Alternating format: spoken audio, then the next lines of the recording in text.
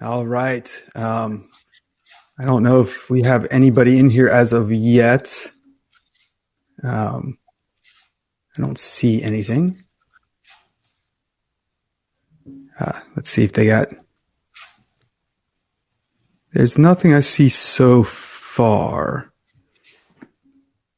Did you guys go through the little training on here too?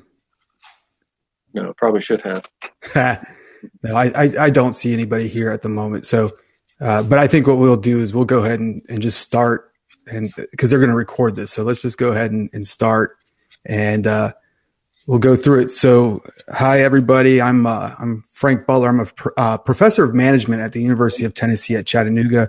I'm also the faculty director for our Veterans Entrepreneurship Program that we offer every year. It's a program that we provide a year-long sort of business startup process to help our veterans, and we tend to take veterans from anywhere in the country that make it through the application process, and they get a free week of boot camp. But prior to that, we do 6 weeks of online training where they go through some of the basics of business planning and such, and then we bring them on campus for a week where we make them drink from the fire hose with tons of material. We work them from morning till night, and really trying to give them everything we think they'll need to at least get started. After the boot camp's over, then we provide them with 9 months of mentorship to help them get their businesses launched or support them in whatever they end up doing.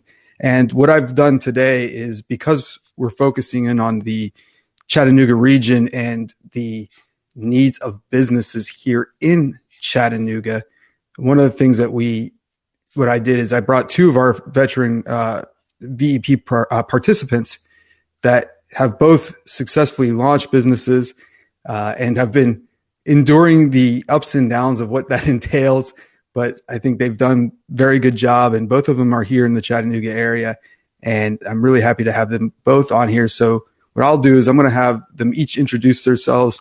I'll start with Jeff Nally over here. And Jeff, tell us a little bit about yourself and your business. Yeah, so I'm Jeff Nally, Chattanooga resident, owner and founder of Avidity Stream. Avidity Stream is a company that's focused exclusively on small businesses with small budgets who want to conduct business with the federal government. And so we have three primary online-based products where we help veterans align themselves with the government, find opportunities, as well as we have a tool that helps to assist them with their focusing their marketing strategy by getting their products and services that they sell in front of procurement officers. We call them decision makers. And we also have a fraud protection tool, which is unique to the industry. And that's pretty much it. Well, thank you, Jeff. Now, Jim, why don't you introduce yourself and your business? Sure. I'm Jim Derry with Derry Software, and we're down in St. Elmo is where our office location is. We've been in business since November of 2017, and our main focus is to provide software as a service solutions for local law enforcement agencies to help them investigate crimes, not really reporting tool, but for investigating crime. And we also resell a service called Alchemize. It converts databases from one form to another. It's a pretty unique system that it does. Awesome. Thanks for that, guys. Both of you have what I consider very interesting businesses, largely because of your, I think, target towards government services, which isn't abnormal, I think, given the tended direction of your service time. You know, you work for the government, so you kind of have an understanding of some of the opportunities or needs that are there. And, you know, even when you leave the service, oftentimes stay engaged with the government in some way, right? I think a lot of people do that, which makes some sense of sort of the ideas that you have for your businesses. Now, with that said, since both of you have been able to kind of stand up your businesses over the past couple of years or so, what do you think the best resource you've had to do that? What do you think has helped you the most in that process? Well, I'll go first. Beyond a shadow of doubt, no question, the Veterans Entrepreneurship Program, Frank, you and the team, UTC were phenomenal in providing us a very well-rounded education of what to expect, and really getting us in the frame of mind of thinking about things that we hadn't thought about, and teaching us to think on our own, and to be ready to pivot, and to expect those unexpected things that will occur on a daily basis. Yeah. Appreciate that. Jim? I have to echo him on one, and the veteran entrepreneurship program at UTC was absolutely phenomenal. And I tell everyone I know, if I hadn't went there, I would not be in business today. I just wouldn't have made it. It's really, really rough starting. So it was great for me. Wow. There are a ton of resources available, and I've made use of everyone that I can find. I want you to know, if it's out there and it's free, I want it. If it's something that'll help the business, and I continue to look for that. But the one that's given me the staying power has been the UTC VEP. From the training, and in particular, I got to say, cash flow. You got to have it in to stay there, to stay there till tomorrow. I can mess up all I want to, as long as I've got the funds available to stay in business tomorrow. So it's a big deal. Well, I appreciate both you guys. This is not a true plug for the VEP, but I do appreciate it. We take pride in that program, and we try to. It's the support of the community, the Chattanooga community, that makes it successful, right? I mean, I know that those of us who are volunteer in that program, it only works because of those in Chattanooga at the end of the day. So, we've been very fortunate to be in that. Now, beyond the VEP, which I do think has its merits, but are there things that you found beyond that VEP that have helped you in the Chattanooga region, or is there something you wish you had known about before, taking out like the VEP, but is there something that you had wished you'd known about before, or is there something that really helped you get to where you are today? Well, there's certainly always a lot to learn along the way, and it's always those unknowns. Some of the things I've tapped into, as Jim said, was a small business development center. A lot of great folks over there. Mm-hmm. And one of the things I found as an entrepreneur is people are willing to help. You have to ask, but people generally enjoy helping other people. And a lot of entrepreneurs have been there, and so they're willing and able to give back as they can. And sometimes just having somebody to talk through your thoughts and spark something that you hadn't thought of. I mean, 2 of my products were born out of conversations, finding out what opportunities were out there, what challenges were out there, listening to my customers and what their needs are. Of course, that has a big influence on my business. My business is not today where it was when it first started, and that's because my clients told me what they wanted, and so we pivoted and shifted along the way. PTAC is certainly a good one. There's some fantastic folks through PTAC, the Procurement Technical Assistance Center. They're always been very open and willing to help me, and just to have coffee at a Starbucks or Panera Bread. And I've met with them a couple times just for lunch, just to talk through things. And usually I walk away with some really good notes and some good pointers. So again, it's really about people. Business is about people, and tapping into people, having those conversations, willing to ask questions, and people are willing to help. Jim?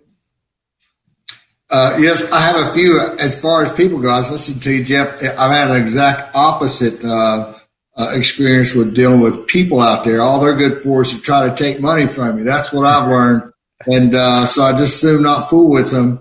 But there's a ton of resources out there, and some of them are just for veterans. And I started with an organization called Stand Beside Them. And what they do is they provide free career coaching. And these career coaches cost some money. And they just take you through a thinking process. And I was going from a career, and I realized after a result of that, I said, well, you know what? I want to start a business. And I said, how in North America am I going to do that?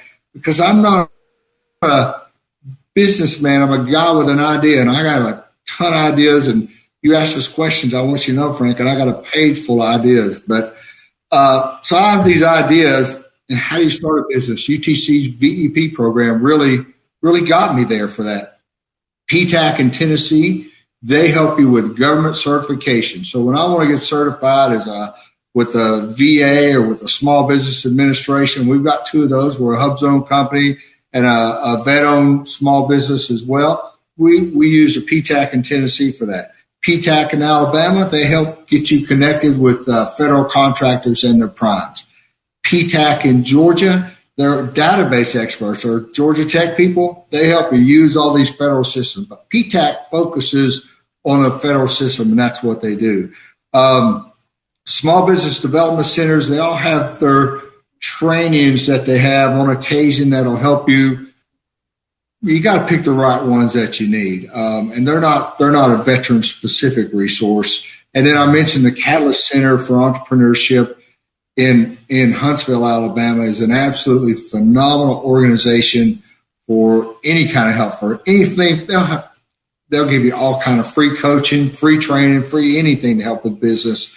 And they're true experts. What I wish I knew, I guess the business planning was excellent for me with VEP. It's amazing in my story. I went right out and turned right from everything we learned. But anyway, and I had to come back to it after a couple of years.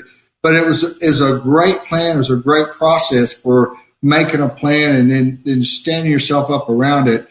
But there's a lot more to it for funding. And I wish I'd known more about funding when I got there. And I wish I'd known more about the Small Business Administration. There's more to them than just getting a HubZone certification or these kind of socioeconomic things. And their funding programs are pretty involved. And I'm making a point this year to get training to learn about how they help with funding, because they have long-term funding designed to help you. And I wish I knew more about that. And I wish I knew more about Microsoft's free stuff in general. And I've learned about that. And there's a ton of free stuff that's out there. And I wish I'd known more about that. Okay. Sorry, I'm taking notes too, because this is good for me to know as we do the veterans program, obviously. And so the more we can help out future cohorts and such, the better too.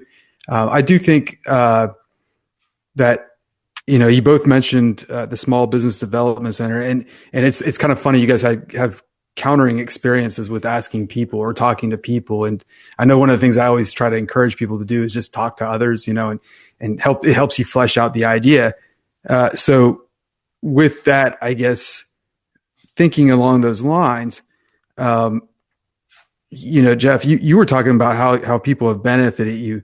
Now, and I think also that you both have mentioned the Small Business Development Center, and I would like to go into that a little bit more. Jeff, the first thing is, what kind of people, has there been like a trend that you noticed with who you have spoken with that have helped you out, or have you had some of the experience that Jim has had as well, that they're just asking for money? There certainly was some of that. I think I've had some pretty good experiences overall. I haven't spent a lot of time with them, but there were some of the folks that were involved in that who also were involved in our VEP program. They came to do some speaking and helped. Really more of mentorship is what I got out of it. There was a point, I guess, when I sort of felt like I kind of outgrew what I felt like they could offer. But at least we're in a business today. It's not to say they can't be a resource on down the road. I think it's possible they can. I've not done any of the SBA loans or anything yet. So far, I've been bootstrapping everything on my own. And that's kind of where I am at that point now, is trying to decide, do I need to scale? In order to scale up, do I need to seek the other additional funding, or am I going to be able to do it on my own, and trying to figure out what that might look like, what that might feel like downstream? Where my biggest challenges are today is really sales folks. I have a product that I've been selling on my own. I've got quite a few clients. Some select one of my services, some take two, some take all of them based on what their particular business needs are. And they're giving me great reviews, a lot of great feedback. So I'm happy with our business as it is, but it's time to scale up, right? It's time to to start getting the sales that are really going to make difference makers and allow us to even go in and refine some of our current software and add additional features. All those things cost money. Right. And so my biggest challenge really at this point is how to get connected to salespeople that are going to take a hold of it and they're interested in selling my products and services and can be successful at it. Okay. Jim, you've also engaged with the Small Business Development Center. And I think you made an interesting point about picking the right one, right? They've each offer sort of different things in a sense. But beyond that, we just heard one of Jeff's challenges has been, I guess now is that scaling process. And that actually triggered a thought for me on that too. Do you feel like you've outgrown the services of the SBDC as of yet, or do you feel like you're still able to reach into them and ask them for more help? Some things that have training, but Lynn Chestnut down there, he has this tool where he can help you find the people that you want to reach out and contact. It's a pretty neat thing, and I don't know how he does it, but I can give him some criteria, and he can send me back a spreadsheet and say, "Hey, here's the people and the agencies and the contacts there that you can use." So I don't know if you can ever wear that out. And as I've learned about SBA, it seems like he's my contact for the SBA in Chattanooga. So I expect to talk with him more and not less. But as training goes on, I spent probably 1 year just going to every kind of training that I could to try to learn. And now I'm to the point, as a matter of fact, Lee from the Catalyst Center, she called me about a month ago. She said, "Hey, are you okay? I haven't heard from you." And I said, "Well, there hasn't been training that's a specific need that I need right now." So I'm able to pick and choose a lot of those. So I try to stay connected, see what's coming up, and some will be helpful and some are not. And so that's how I try to go with them now. Okay. So, but I think there's more that could be done. I just want you to know, I just think there's more that can be done. That's what I think.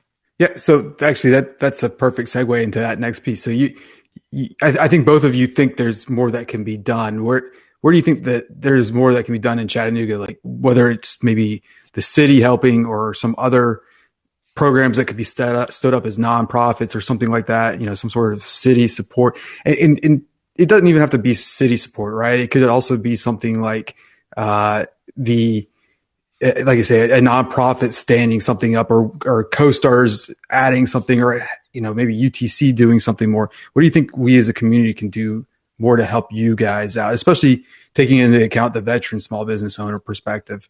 Although I do think it would apply to any entrepreneur. Well, I guess, I can only answer that in the case of Avidity Stream and where we are in our need to scale. It kind of all goes back to that. Salesforce is going to be one of those things that I've got to focus on. And again, I kind of see entrepreneurship as various phases, right? There's the planning phase, there's the learning phase, there's the phase where you realize you have no idea what you're getting yourself into, and then there's an implementation phase where you're actually jumping in and making everything work, and it all comes together. And you can have the greatest ideas in the world, the products that are great for people that are priced right, but if people don't know about them, then you can't. If you don't sell anything, you're not going to be in business very long. So making that connection between your products and services and the people, the customers, the customer base that might want to purchase your products and services is a key. And so, VEP was fantastic. I think a lot of us business owners are at that point of, okay, we've got it, we've built it, we've launched it, we've got some customers, people are using it, but it's not sustainable where it is. It's got to grow in order to sustain itself. And that's where the challenge is, where sometimes I scratch my head and I think, I don't know what to do from here. I don't know how to scale up. If I get to the point where I've got to go and seek outside funding, which maybe not a loan, maybe an investor, are there organizations out there that can connect young entrepreneurs with investors? And I'm not necessarily talking about the Shark Tank kind of scenario. I'm talking about folks who are maybe retirement age who say, I've got some money to spend. I've built my business and I'd like to invest in some of the young businesses out there. I'm going to coach them along the way, but I'm going to provide funding so that they can scale up and get to where they need to be. So I think that would be a great resource to have. Yeah, that's good. Jim, what are your thoughts? I mean, I know, for example, you were able to work with the Tennessee Valley Federal Credit Union. I think they worked with us, and you were able to get some funding through that. But beyond that, is there something that do you have something either echoing what Jeff said, or do you think there's more to it there that you can? Frank, I've got a long list, and I'm gonna try. And they're all positives, I believe. Because here's the way I see it. Chattanooga has a lot of people who want business to succeed, and a lot of people out there working very hard and doing great things. And I don't want to take anything away from that. But we've got the chamber over here, an award-winning chamber of commerce, by the way, doing all these activities. We've got the Small Business Development Center, and I know we got PTAC, and I know we work and we get along. We got VEP, we interact. But I wonder if there's a real strategic plan. And I read up a little bit on this event, and the candidate Monty, I'm sorry to say Monty, I can't remember his last name, but he seems to go by Monty. He said one of the things he wanted to do was have people ready to go to work even when they get out of high school and with a good paying job. Well, I'm just going to throw something out here, just a little idea of how this could work. One of the things I found out 3 years into business is Microsoft offers for $475 a year. They give you 5 Office 365 E3 licenses, which includes enhanced security. They'll give you $100 a month in Azure credit. You'll set up your Azure directory, so you'll have your own business, really infrastructure there, IT infrastructure for $40 a month for up to 5 people. If you need software development licenses like we do, you get 3 of them for free. And all this stuff is built into it. And you get $100, I might have said, in Azure credit per month. So if you need to have a website, you've already got your host in place. You've got storage place, everything there. You're never going to meet it. But what's needed somewhere is a Microsoft solutions architect, because this person knows those things. And if I work for a software company who manages services, they're never going to tell you about that because you're going to take money out of their pocket. They're just not going to do it. You can pay them, and they'll set up whatever they're used to setting up. They're not going to tailor to your needs. So if someone was there to talk to folks about that, it would be great. And then we have to train people how to use systems like this. Guess what a great place to do that is? Small Business Development Center. So if I'm using a service, I don't care if it's AWS or if it's Microsoft or both, and I have someone to talk with me about how to access in the best way for my company, and then I have someone teaching me how to use these things when I get there, because you can say SharePoint and you can say Microsoft Teams, which is a great money saver over something like Zoom, but you got to be able to use it when you get there. The city. How can I say this? When you want to do business with a city, they're setting their purchasing up to be like the federal government. Well, the federal government has all these contracting officers, and guess what their trend is in government purchasing is to spend more and more money to fewer and fewer small businesses. So less small businesses are getting money, and it's all baked into the rules in the way they do it. I'm going to give you an example of that. Micro purchasing is a great way for a small business to get access to a contract. But the problem with a micro purchase, the way the micro purchase rules work, is one of them are you have to have done business with the federal government before. So they take these rules and the state adopts those as their rules, and then the locals adopt those as their rules. I'm not sure if the city does that or not. But if the city had a rule instead, it said, listen, 10% of our micro purchases has to be with a company you haven't done business before, and it had to be from Chattanooga. Well, now you're going to automatically introduce new companies to the city, and you're going to lessen the city's risk at failure. So that's one way to do that. Now, see, it's about to end soon. And also get these department leaders to go, say, to the Chattanooga Expo if they go to Chamber of Commerce Expo and they could tell vendors, hey, we're going to have 500 or 1,000 more people there than we've ever had, what do you think it's going to do to the excitement level and to the attendance of that expo? Now, what else do we want to do? We want to train people how to become Microsoft developers, Azure folks. Do that in the high school. I know a guy named Sten, and he's a Microsoft solutions architect, and his focus is education, and he's right up in Lebanon, Tennessee, and he dies to get schools interested in the free stuff he wants to give them to learn about Microsoft. If we just did simple things like that, we would have access to more free stuff. We would have someone able to help us that was focused on us, and we would train up workers who are ready to help us use these products and systems. So that, and we would have more people doing business with the city. So there's my short answer. Oh, one more thing, cut bureaucracy.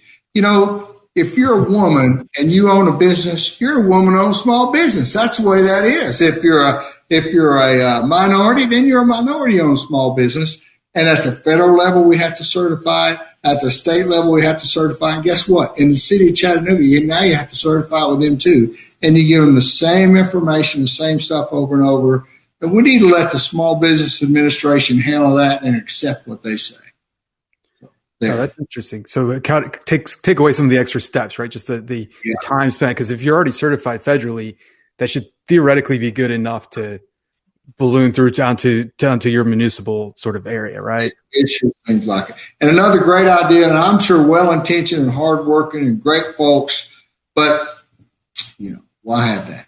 Hey, and I can't stress enough, you can't get past the contracting officer to the people who actually use the equipment or the service. They need to see it. And I understand the process for needing that when you make the purchase. But before you make the purchase, they need to know we're here. Oh, these services are available. This stuff is here is available. I never heard of something like Jeff. I may have talked to him about a year and a half ago. It would have been real interesting to me. But I've played those federal carousel games enough. But anyway, it's just what I think. Jeff, you have anything to add to that? No, he's right. Getting information out there is critical.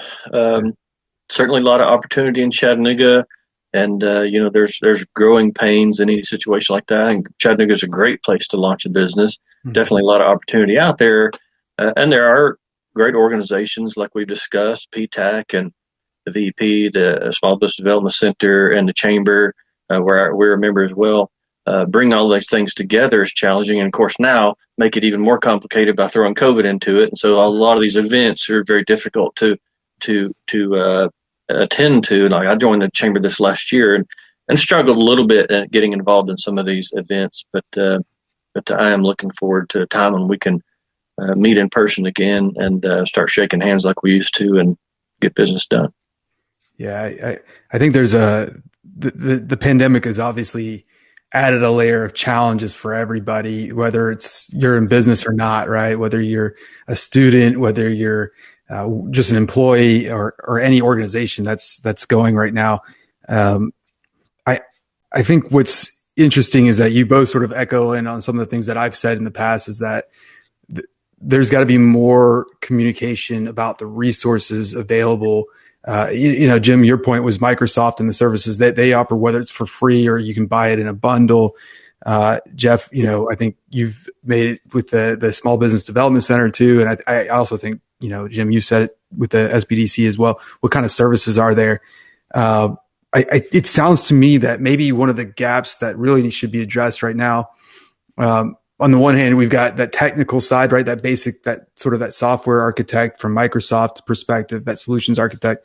But also, I think it sounds like we need something that helps businesses, like the Small Business Development Center, obviously, can help you to a point, right? And then there's a point that you kind of outgrow their services. But it does seem like there needs to be something for those that helps them cross that chasm from sort of that startup mentality to that scaling point where you're really able to take advantage and create that foundation and in some cases keep those businesses here. I know we've had some businesses that started here in Chattanooga and they've since moved because whatever reason, right? That the funding's in the West Coast. So we had this one 3D printing company that was doing shoes, and they've left. But I think some of that's keeping it here, right? Because we want to keep those jobs here. I think some of it's going to be on that technical side, which a lot of people don't necessarily feel comfortable with. But I think also then, as you were saying, Jeff, with these folks who want to help other businesses out that had success, and they want to make investments to help not only grow Chattanooga's impact with the businesses, but it's a wealth management technique, right? It's kind of venture capital light in a sense, right? And maybe more venture capital style initiatives that are focused in our region to some extent. So I think those are some really great points and things I haven't even thought about, but that's why